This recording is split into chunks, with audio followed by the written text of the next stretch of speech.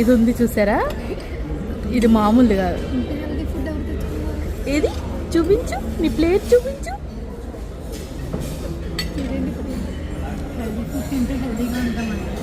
కానీ చేతిలో ఉన్న చూసారా ఫ్రెండ్స్, చాలా హెల్దీ ఫ్రెండ్స్. దాచేసింది ఫ్రెండ్స్. వీడియో అయిపోయిన తర్వాత తింటారా ఫ్రెండ్ మీరు? ఇంకా ఈ ఆంటీ దగ్గరికి వద్దాం. చూసారా ఫ్రెండ్,